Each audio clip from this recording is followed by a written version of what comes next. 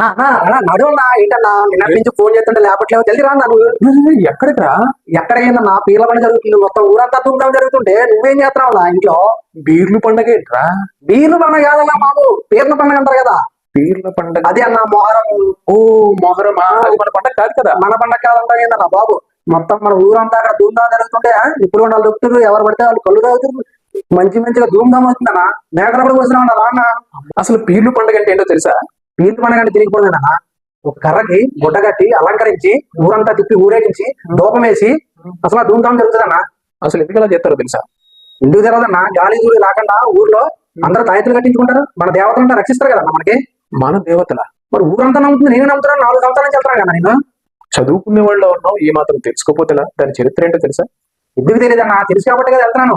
అవునా? మన కోసం త్యాగాలు చేశారు వాళ్ళు, మన గురించి త్యాగమూర్తులు వాళ్ళు, మన గురించే చనిపోయింది, అందుకే దేవతలు చేశాం. ఊరంతా కాపాడుతుంది కూడా వాళ్ళే. అసలు దాని స్టోరీ చెప్తాను విను. అయ్యో బాబు, నువ్వు ఏం చెప్పమాకు బాబు, నాకు అక్కడ పండగ అయిపోతుంది, మా ఫ్రెండ్స్ అందరూ ఫోన్ చేస్తున్నారు, నేను తీసుకుపోదాం వచ్చినా కానీ నువ్వు ఆ పురాణం అంతా చెప్పి నా మైండ్ ఖరాబ్ చేయకు, నేను పోతా. వినదు గాని ఒక 3 ప్రశ్నలు వేస్తా, వాటికి సమాధానం చెప్పి వెళ్ళిపో. అయ్యే అడిగా జల్దీ అడిగి పోవాలి. సరే సరే, తొందర ఏం లేదు. ఇప్పుడు అసలు ఈ పీర్లు అనే వాళ్ళు ఎవరు, వారి చరిత్ర ఏంటి? నాకు తెలియదన్నా. సరే, ప్రతి పండక్కి ఒక చరిత్ర అనేది ఉంటుంది కదా. అవును. అసలు ఈ పీర్లకి ఆ చరిత్ర ఏంటి? అది మన భారతదేశంలో జరిగిందా? జరిగితే ఎక్కడ జరిగింది?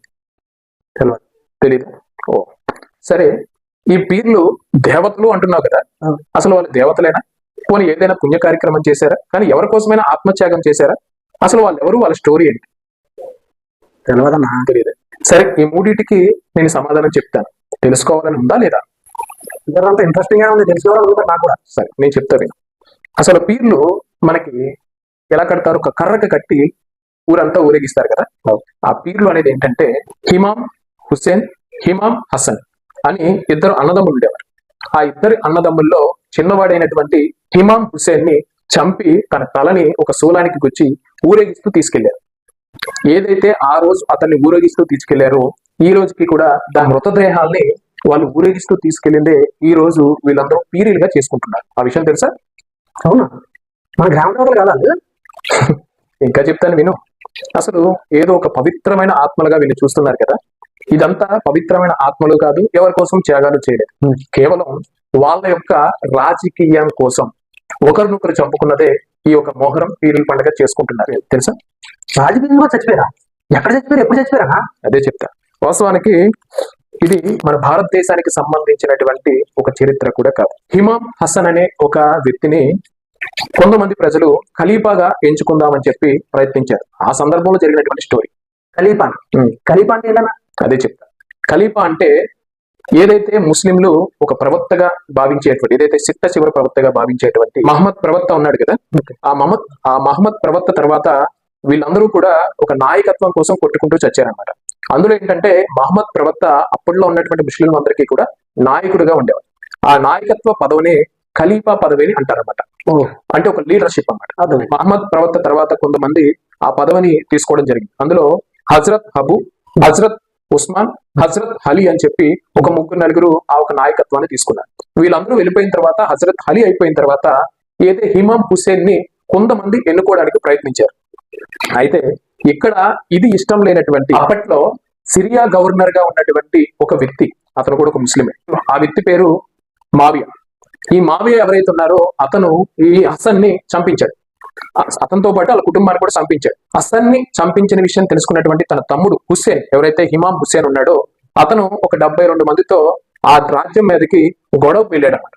గొడవకు వెళ్ళినప్పుడు ఆ రాజ్యంలో ఉన్నటువంటి కొంతమంది వ్యక్తులు వచ్చి ఏదైతే తన తమ్ముడు ఏదైతే హుస్సేన్ ఉన్నాడో అతన్ని చంపి ఆ తలని పట్టుకొని వీళ్ళు ఊరేగడం జరిగింది. ఏదైతే ఈ ఖలీఫా పదవి కోసం ఏదైతే 2 ప్రాంతాల మధ్యన జరిగినటువంటి గొడవని ఈ రోజు ఒక గ్రామ దేవతలాగా, ఏదో మన దేశానికి సంబంధించినటువంటి ఒక పుణ్య పురుషుల్లాగా, ఏదో వాళ్ళ గ్రామ దేవతల్లాగా, వాళ్ళకు పవిత్ర ఆత్మల్లాగా క్రియేట్ చేస్తున్నారే గాని వాస్తవానికి ఒక రాజకీయం కోసం చనిపోయినటువంటి ఇద్దరు వ్యక్తుల్ని పట్టుకొని ఈ రోజు ఇక్కడ ఎంత సీన్ చేస్తున్నారు. ఇది మన దేశానికి కానీ మన ధర్మానికి కానీ ఎలాంటి సంబంధం లేదని గుర్తుపెట్టుకోండి. పైగా ఈ విషయాన్ని కొంతమంది పవిత్రంగా భావిస్తుంటే కొంతమంది అవమానకరంగా భావిస్తున్నారు. అవునా? ఇంత పెద్ద స్టోరీ ఉందా నా ఇంట్లో? మరి అయితే ముస్లింస్ అందరూ చేసుకుంటారు కదా, నా మొహరం చేసుకుంటారు కదా, పండుగ చేసుకుంటారు. ముస్లింలు అందరూ కాదు, ఉమ్, ఇప్పుడు మన దరిద్రం కొలిది హిందువులే చేస్తున్నారు, ముస్లింలు అందరూ దీన్ని చేసుకోరు. చేసుకుంటున్నారా? నేను చూసా కదా హైదరాబాద్ లో. దాన్ని ముస్లింలు అందరూ కాదు అనరు.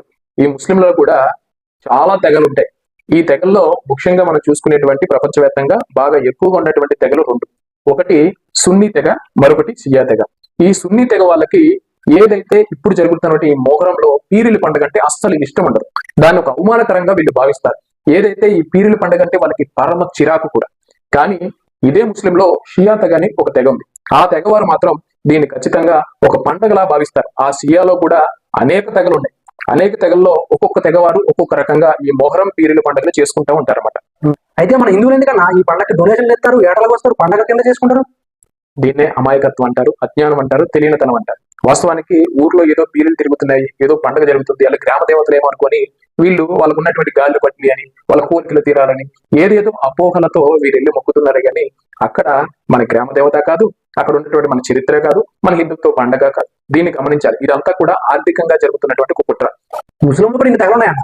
వాళ్ళు ఎప్పుడు ఇట్లా చెప్పినట్టు నేను వెళ్ళానా? అంటే ముస్లింలు అందరూ కలిసి ఉన్నారంట, అందరూ కలిసి ఉన్నారు, అందరూ ఈ పండుగ చేసుకుంటున్నారంట. చేసుకున్నారు కదా.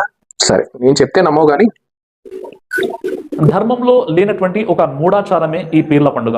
ఇస్లాం ధర్మంలో ఎక్కడ కూడా పీర్ల పండుగ అనేటువంటి భావన ఎక్కడ కూడా మనకు కనిపించదు. ఇదంతా ఒక మూఢాచారం అంటున్నాడు. సరే, ఇక్కడ తన్నావా? ఇది కూడా విను. తీసుకెళ్లేటువంటి ప్రయత్నం చేస్తున్నారు. ఇది ధర్మంలో పూర్తిగా విరుద్ధమైనటువంటి ఒక అధర్మ కార్యం. ఈ వర్గానికి చెందినటువంటి వారు హజరత్ హుస్సేన్ రదియల్లాహు వారి కుటుంబీకుల యొక్క షహాదత్ వీరమరణ తర్వాత ప్రతి సంవత్సరం కూడా వారు సంతాప సభలుగా ఏర్పాటు చేసి శోక సముద్రంలో మునిపోయి మాతాలను నిర్వహించేసి ఊరేగింపుగా వెళ్తూ పెద్ద పెద్ద బహిరంగ సభల్లో ఎంతగా దిగజారిపోయారంటే వీరు ప్రవక్త ముహమ్మద్ సల్లల్లాహు అలైహి వసల్లం వారి యొక్క సతీమణులను కూడా దూషిస్తూ ఉంటారు. అదేవిధంగా హజరత్ అబూబకర్, ఉమర్, ఉస్మాన్. విన్నావా? ఇది కావాలని కొంతమంది చేస్తున్నటువంటి ఒక ప్రక్రియ గాని ఖురానికి గాని ముస్లిం సమాజం గాని ఎలాంటి సంబంధం లేదని చెప్పి ఇతను చెప్తున్నాడు. ఎక్కడితో ఆగట్లా, ఇంకా చూడు. శత్రువులు హుస్సేన్ రదియల్లాహు వారి యొక్క మొండాను వేరు చేసి పైశాచికత్వ ఆనందాన్ని పొందినటువంటి ఏదైతే విధానం ఉందో దానికి సింబాలిగా చేసినటువంటి ఈ పీర్ల పండుగ ఇది పవిత్రం ఎలా అవుతుంది ఒక్కసారి మీరే ఆలోచించండి సోదరు. ఈ పీరీల పండుగ చేసుకునేవారు కూడా 2-3 రకాలుగా ఉంటారు. ఇప్పుడు పాత బస్తీ, చార్మినార్ తదితర ప్రాంతాలకు వెళ్తే బ్లేడ్లు తీసుకొని రక్తాన్ని చిందిస్తూ ఒక పవిత్ర దినంగా వాళ్ళు ఏదో భావిస్తూ చేస్తూ ఉంటారు. అలాగే తెలంగాణ, ఆంధ్రాలో తదితర కొన్ని పల్లెటూరుల్లో వీళ్ళు పీరీలు ఊగేస్తూ ఒక పండగలా చేసుకుంటారు. వీళ్ళేమో ఒక పండగలా చేసుకుంటారు, వాళ్ళేమో ఏదో బాధాకరమైన సంఘటనగా చేసుకుంటారు. అసలు ఈ 2 సంఘటనలు కూడా మంచి కాదు, 2 కూడా పద్ధతి కాదు. ఈ మొహరం గాని ఇది గాని ముస్లిం సమాజానికి ఎలాంటి సంబంధం లేనటువంటి 2 చర్యలుగా కొంతమంది భావిస్తారు. ఇప్పటికైనా అర్థమైందా వీళ్ళు రకరకాలుగా చేసుకుంటారని? అది చూస్తుంటే కొద్దిగా నాకు అనిపిస్తుంది. ఇంకొక విషయం చెప్తా. ఇదే విషయం పైన ఈ 2-3 తెగల మధ్యన ఒకసారి ముస్లింలందరికీ పవిత్రమైన స్థలం ఏది? కాబా. అవునా? ఈ కాబా మందిరం మీద కూడా మరొక ముస్లిం తెగ దాడి చేసింది. అవునా? 1979 ప్రాంతంలో ఒక 200 మంది వ్యక్తులు ఆ కాబా మందిరం మీద దాడి చేశారు. ఆ కాబా మందిరాన్ని తమ ఆధీనంలో పెట్టుకోవాలని ప్రయత్నించారు. వాళ్ళు ఎవరు తెలుసా? సున్నీ తెగకు సంబంధించినటువంటి ముస్లింస్. దాన్ని అడ్డుకొని 1000 మందికి పైగా మిలిటరీ దళాలు దింపి వాళ్ళని అదుపు చేసి హతమార్చి మళ్ళీ సున్నీ తెగ వాళ్ళు తీసుకున్నారు. ఏదైతే షియా తెగ దాన్ని దాడి చేయాలని చూస్తుంటే సున్నీ తెగ దాన్ని కాపాడుతూ వస్తుంది. ఈ రకమైన సంఘటనలు ఇక్కడే కాదు, ఇప్పుడు ఆఫ్ఘనిస్తాన్ లో మొన్నటి వరకు రక్తపాతం జరిగింది తెలుసుగా. అది బయట వాళ్ళు ఎవరో హిందువులు, క్రైస్తవులు గొడవ పెట్టాల. ఆ దేశంలో ఉన్నటువంటి సున్నీలు, షియాలు కొట్టుకున్న తర్వాత రక్తపాతంగా మారి ఈ రోజుకి కూడా అతలాకుతలంగా ఉంది ఈ ఆఫ్ఘనిస్తాన్.